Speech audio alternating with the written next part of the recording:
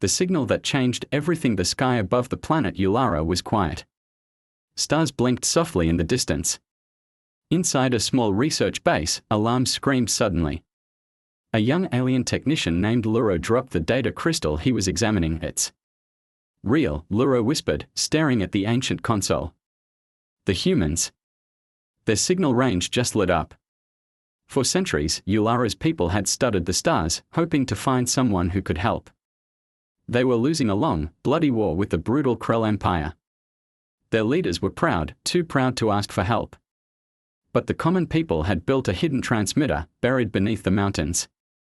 It had one purpose: send a call to Earth. That signal had just been sent, across the galaxy, hidden deep in the void of space. Earth's listening station heard it. And within minutes, the call reached Command.in, a dark room aboard Earth's hidden command center, Iron Horizon. General Hale stood over a hologram glowing red. The alien distress call was old protocol. Humanity had left behind that part of the galaxy ages ago. But the signal carried a coded mark. It meant urgent.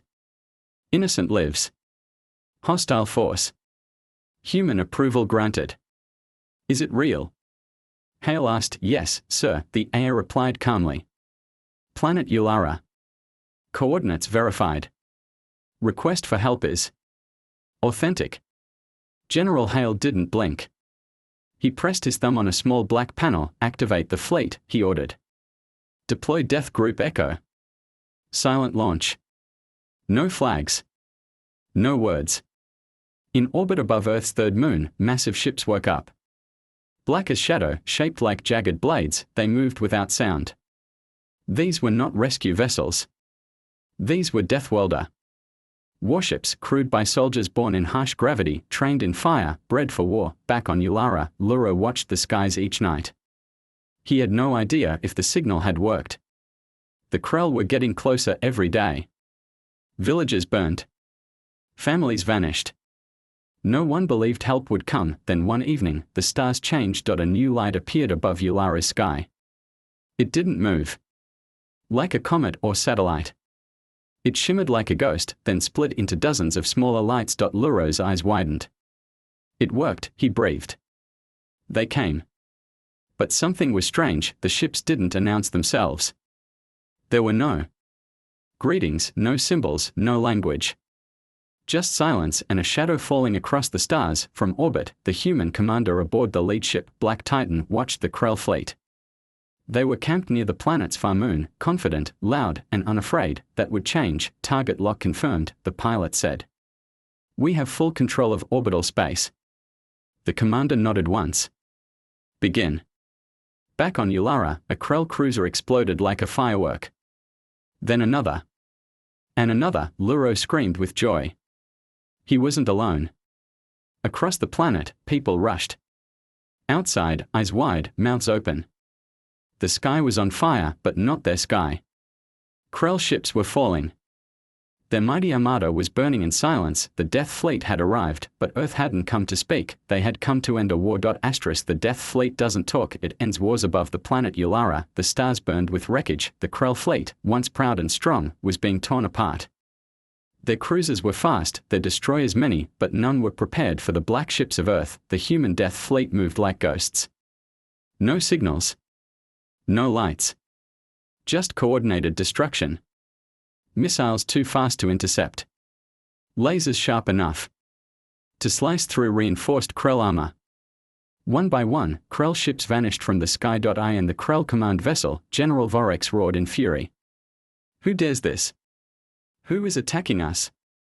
No response came, only death. Meanwhile, in the human warship Black Titan, the commander stared at the battlefield calmly. 37 confirmed kills, the officer reported. No human casualties. No damage to hulls. The commander nodded. Do not hail. Do not warn. Continue with Phase 2. Back on Ulara, the people gathered in cities, forests, and plains. They watched the sky glow with fire and smoke. Some cried. Others cheered. Most were silent, too overwhelmed to speak. The Krell had ruled them with fear. Now, the fear belonged to the Krell. Inside the research base, Luro kept tracking the ships. They are not answering our signals, he said to his old mentor, Tolan. They don't need to, Tolan replied. Earth doesn't waste words. Luro looked confused. But why are they helping us? What do they want? Tolan stared out the window, his voice soft. Long ago, humans made a promise to protect the weak, to punish tyrants. Not for power, not for gold. Just because they are human. Luro had read stories of humans. Wild stories. Stories about Deathworlders, people who evolved in a place so deadly that everything on Earth tried to kill them. And somehow, humans survived. No. They thrived. One story said that a human child once hugged a wild beast and tamed it. Another said a single human soldier fought alone for 3 days after being surrounded, refusing to fall. Now, those same humans had sent their strongest to Ulara. The Krell tried to regroup. 3 of their dreadnoughts formed a defensive wall. Their commanders barked orders. Fighters launched in waves. The Death Fleet didn't slow. Instead, a single human ship flew straight into the middle of the formation. Krell sensors locked onto it. Too late, the ship's hull shimmered, shifting color, becoming invisible. Then, boom! A shockwave erupted. The Krell dreadnoughts shattered like glass. The defense line was gone. On the surface, Luro watched the data spike on his console. They used stealth tech and a gravity bomb. What's that? A young girl asked. It's a weapon, Luro replied, his voice shaking. One that bends the enemy's own mass against itself. Isn't that forbidden? Tolan nodded. Only for those with fear. Not for humans when the innocent are in danger. The next day, the Krell tried to flee. Their command ships broke orbit. They ran toward deep space, but the humans didn't chase. They let them go. Instead, the black ships turned toward Ulara's orbit and held position. Silent. Watching. No message. No demand. No flag, just presence. The people of Ulara were confused. Were they now under human rule? Was this a new empire? In response to the growing questions, the humans finally sent a signal. It was just 3 words: you are safe. That was all. No speech. No threat. No instructions. Tolan closed his eyes, breathing deep. I never thought I'd live to see this day. Luro smiled. Neither did I. But I'm glad they came. And deep in the human command center, far from the world they just saved, General Hale received the battle report. Mission success, the officer said. Hale only asked one thing. Were civilians harmed? Not one. Good. Set course to return. And erase all traces. Earth never claimed victory. They didn't need medals, they only left peace and fear in the hearts of those who once ruled through terror. The Council demands answers. Far away from Ulara, on the capital world of the Galactic Council, panic had already begun. The council chamber was filled with shouting. Ambassadors of 100 species argued, shouted, and accused one another.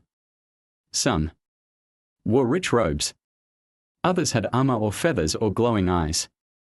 But they all had one thing in common: they were scared. One voice silenced them all. The tall, cold-eyed leader of the council raised her hand. Order. Report from Krell Command, now. A small, shaking diplomat stood. The Krell fleet was destroyed. Completely. By unknown ships. Unknown, the leader growled. You mean human ships? Gasps echoed across the chamber. No. Confirmed symbols, the diplomat stammered. But the weapon patterns, stealth movement, and black holes, it all matches Earth's old death fleets. Earth, a blue-scaled ambassador asked. They've been silent for nearly 50 cycles. Yes, another said. We locked them out of council space long ago. Said they were dangerous. They are dangerous, the leader said firmly. And now, they've reminded us. The chamber fell silent again. Years ago, the council had labeled Earth as a death world and humanity as non-compliant. Too wild. Too fierce. Too independent. They were told to stay away. Earth didn't argue, they simply vanished into deep space. No more messages. No more trade, but they didn't disappear, they had watched. Waited. And now moved. Why now? One elder asked. Why Ulara? The signal, a younger aide answered. Ulara sent a hidden distress call. Earth responded. So they still listen, the leader whispered. We told them to stay away, and yet, when others cry out, they answer. Is that not noble? Someone asked softly. It's dangerous, the leader snapped. They act without permission. Without diplomacy. They wiped out an entire Krell armada. Silence fell again. In another part of the galaxy, on Ulara, the people were beginning to rebuild.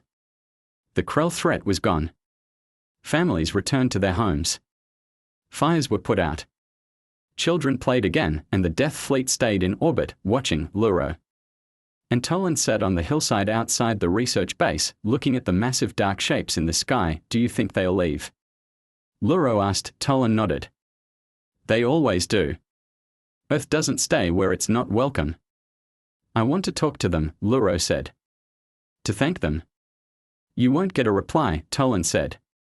They don't do this for praise. They do it because it's right.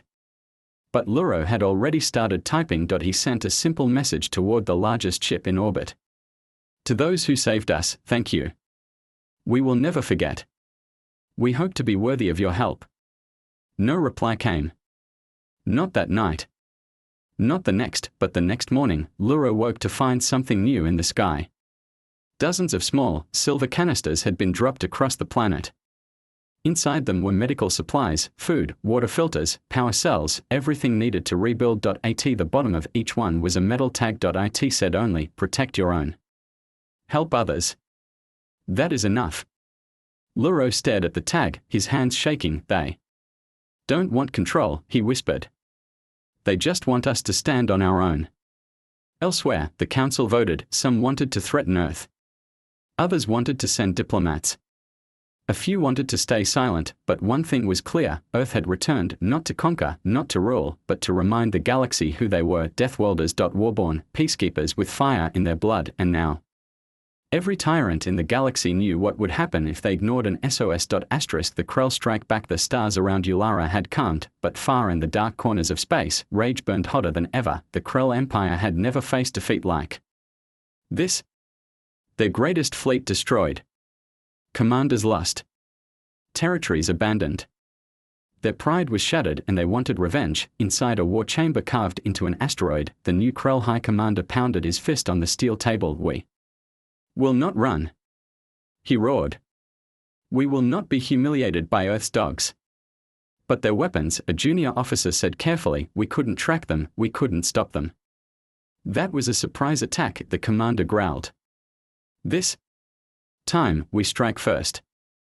The Krell were not subtle. They had numbers. Brutality. No mercy. So they gathered everything they had, ships from outer colonies, fresh soldiers, even older war machines left in storage. Their plan was simple, strike Ulara again. Hard. This time, crush it, destroy the people Earth tried to save, and maybe Earth would come down from the stars and fight face to face. Meanwhile, on Ulara, people were trying to return to normal life. Crops were replanted. Schools reopened. Cities cleaned their ruins.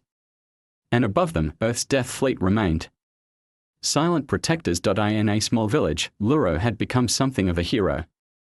His voice had reached the humans. His message of thanks had spread across the planet, but Luro didn't feel like a hero. He stood beside one of the canisters dropped by Earth's fleet, staring at the small words etched into its side, protect your own. Help others. That is enough. Tolan joined him. You're still thinking about them? I want to know who they are, Luro said. What they look like. What kind of people fight like that but ask for nothing? You'll never meet them, Tolan replied. Deathworlders aren't like us. They don't trust easily. And they don't show their faces unless it's time to fight. Then the sky cracked open again, but this time, it wasn't Earth ships. It was the Krell. Thousands of ships surged out of hyperspace, huge, dark, full of rage. Their engines screamed. Their weapons glowed red. The people of Ulara barely had time to react. Screams filled the air as the first wave of plasma hit the outer cities. Buildings crumbled. Civilians ran for cover. Hospitals overflowed.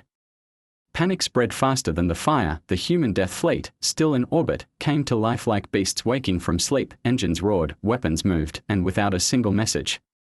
They moved forward. The Krell saw them and charged. This time, the Krell commander said, "We don't run.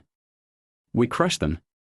But Earth's warships had learned too. They had adapted. This time, they didn't come alone. Dozens of black drop pods launched from the fleet, cutting through the atmosphere like falling stars. They slammed into the planet's surface and opened from inside came the humans, Deathworlders in armor. Faces hard. Eyes focused. These were ground soldiers of Earth. Their job wasn't to fight from orbit, their job was to end threats up close. Luro saw them land outside his city. Huge figures, moving with precision. Silent. Deadly. One of them stopped at the entrance of a burning building. A child cried inside. Without hesitation, the soldier ran in. Moments later, came out carrying the child, stood on his face, no fear. In his eyes. Luro's breath caught. That's a human, and for the first time, he saw what Earth soldiers really were, not just killers, protectors. The Krell didn't expect a ground defense. They pushed forward, trying to land their own troops, but they never got the chance. Every ship that tried to land was blown apart before it touched the ground. Human fighter crafts moved like lightning. Their weapons tore through shields. Their tactics were clean, efficient, unforgiving, and on the ground, wherever Krell troops stepped foot, Earth's Deathworlders met them with fire. No mercy. No retreat, just one goal: protect the innocent. Erase the threat. Ulara had become a battlefield. Once again, but this time, Earth stood on the soil beside them. One soldier, one message. Smoke rose above Ulara's cities. Buildings were cracked. Craters scarred the land. But unlike before, the people were not alone. Earth soldiers moved through the ruined streets, not to take control, but to save. They pulled survivors from wreckage, cleared burning debris, treated wounds. Everywhere they went, they left behind calm, order, and safety. They never removed their helmets. They never spoke more than necessary. But when people saw them, they didn't feel fear, they felt hope. Luro followed them from a distance, watching. One soldier caught his eye more than the others. He was tall, armored in dark plating with a glowing blue symbol on his chest. He moved fast, clearing an entire building by himself, dragging a group of wounded citizens to safety. Luro couldn't help himself. He stepped forward and shouted, "Wait. Please." The soldier paused. Luro held up his hands and said, "I just want to thank you. Please, can you tell me your name?" The soldier turned, helmet hiding his face. A long silence passed. Then, in a voice low and firm, the soldier answered, "I'm just a man from Earth." Then he walked away. That one sentence spread across Ulara like wildfire. The people didn't know who he was. But those words became a symbol, just a man from Earth. No rank. No fame. No glory, just someone who came when others were in danger. In the orbit above, Earth's fleet monitored everything. Commander Rayan sat in the command chair of Black Titan, reading reports. The Krell reinforcements are coming slower now, her officer said. They've lost over 80% of their ships. Any sign of surrender? Rayan asked. No. They are still sending more. Rayan nodded.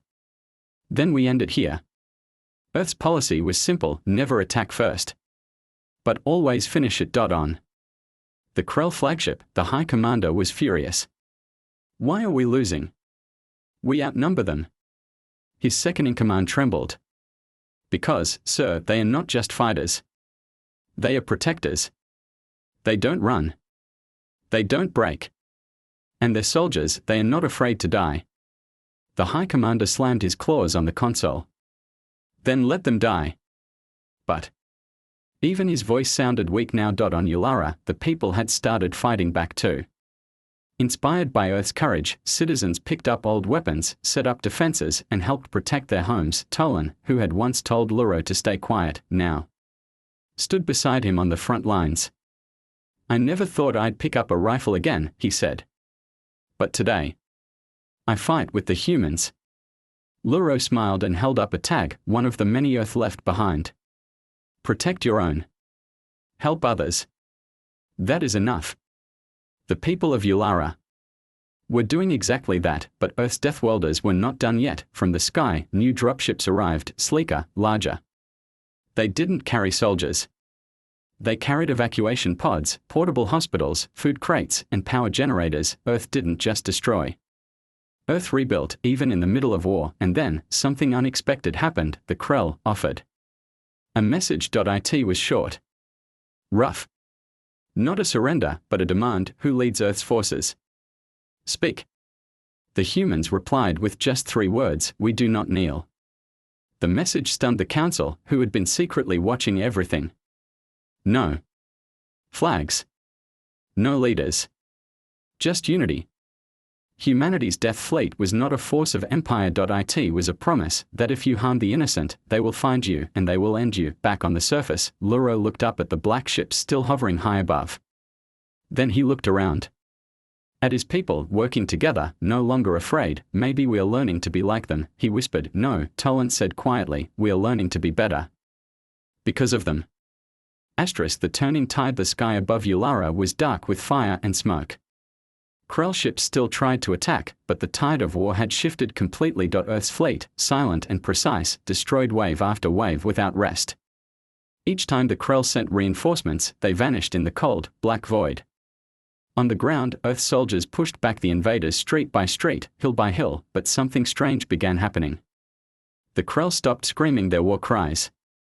They stopped charging in groups, they started retreating. Even the fiercest Krell warrior could not stand against Deathworld soldiers who showed no fear, no pain, and no hesitation. Inside the Krell war base hidden on Ulara's far side, a young Krell officer turned to his commander.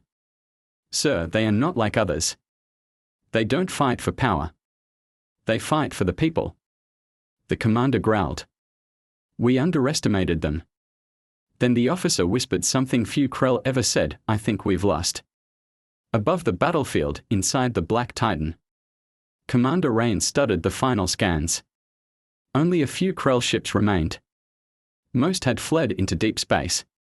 The few that stayed were being wiped out one by one. Is the planet secured? She asked. Nearly, the reply came. Ground teams are clearing the last Krell units. Civilians are defending key zones. Medical units have started rebuilding hospitals. Rain looked toward the planet and gave a simple order: begin withdrawal. Leave nothing behind but safety. Down below, Luro stood beside a wrecked Krell transport, breathing hard. Around him, Ularan citizens were cheering. Krell bodies were gone. Their weapons broken. Human soldiers walked calmly, checking on survivors and offering aid. The man in dark armor, the same one Luro had spoken to, approached. Luro took a deep breath. Are you leaving now? The soldier gave a small nod. Wait, Luro said. He reached into his pocket and held out something, a small stone, smooth and white, carved with the word hope in his language. We don't have much to give, Luro said, but this is for your people. The soldier took it silently. Then, without a word, he held out a small metal object. It was a black emblem, shaped like a shield with a star in the center. Luro stared. What is it? The soldier finally spoke. It's a marker. If you ever need us again, drop this into the sky. We'll come. Then he turned and walked toward the departing shuttle. Luro held the marker tightly. He knew, deep in his heart, he would never forget this moment. In orbit, Earth's death fleet began to disappear. One by one, their ships entered hyperspace. No banners, no victory songs. Just the silent return of warriors to their long watch. By the time the Council sent observers to Ulara, Earth was already gone, but their actions remained. The people of Ulara were rebuilding, faster than anyone expected. Earth's supplies and tools were efficient and simple to use. Cities were rising again. Schools opened sooner than anyone hoped, and now, the Ularans were no longer afraid. They were strong, because the Deathworlders had shown them how. In the Galactic Council chamber, arguments exploded. They ignored our rules, shouted one ambassador. They destroyed an empire and saved a world, another answered. The council leader stood slowly. Her voice was low. It doesn't matter what we think anymore. The others turned toward her. Earth has made its move, she continued. Not to rule. Not to conquer. But to remind us all, she paused and looked toward the stars, that when we fail to protect the innocent, they will. Asterisk. When Earth leaves, the lesson remains. Weeks passed on Ulara. The fires were out. The skies were calm. And though the wounds were deep, healing had begun. The Krell were gone, not just beaten, but broken. Their remaining ships vanished into the far corners of the galaxy, unwilling to ever face humans again. Entire planets whispered Earth's name, not in fear, but in awe, yet Earth's death fleet had left behind no banners, no stations, no claim of control. Only aid, tools, and hope. Luro stood in the middle of a rebuilt plaza, holding the black emblem the human soldier had given him. He had placed it in a glass case for all to see. Around it, others had added small symbols, stones, messages, carved wooden birds, all signs of gratitude. Children ran through the plaza now. Elderly Ularans sat in the sun without fear. Life had returned. Tolan joined Luro, leaning on his staff. So do you think they'll come back? Luro smiled. Only if they are needed. And if they are? Tolan asked. Luro's voice was quiet but firm. Then we'll stand beside them next time. We're not helpless anymore. Tolan gave a slow nod. No. We're not. For across the stars, deep in the black silence of space, Earth's death fleet sailed on. In a dark room aboard the Black Titan, Commander Rayan reviewed the final files from the Ulara mission. No casualties. Minimal damage. Full recovery in progress, her officer reported. The people have begun training. Rebuilding. Leading themselves. Rayan looked out the viewing port at the endless stars. We don't stay, she said. We teach them how to stand. Then we leave. And if the Krell return, the officer asked. Rayan's eyes stayed locked on the stars. They won't. There was silence for a moment. Then, a soft beep, another signal, from another distant world. Rayan glanced at the data, distress beacon, unregistered, weak. But real. She turned back to her crew. Prepare a new course, she said calmly. Same rules. Fast entry. No negotiation. 8 first, 4 second. The death fleet began to turn. Another cry for help, another world in danger, and Earth would answer again. Back on Ulara, a teacher in one of the new schools stood in front of a class of young students. On the board behind her, a simple phrase had been written in large letters: protect your own. Help others. That is enough. She pointed to the phrase and said, can anyone tell me where these words come from? A small boy raised his hand. The humans. The class nodded. And what did the humans do when we sent our SOS? She asked. They came to save us, a girl answered. Even when no one else did. The teacher smiled. Yes. And what did they want in return? The room was silent for a moment. Then the children all answered together, nothing. The teacher looked toward the sky through the open window. Remember this lesson, children. Earth may be far away. They may never return. But their message is here now. In our hands. Outside, the wind blew softly. The planet turned in peace, and high above, far beyond sight, a single black ship drifted in silence, watching for the next cry in the dark, because when Earth answers, the galaxy listens. Asterisk.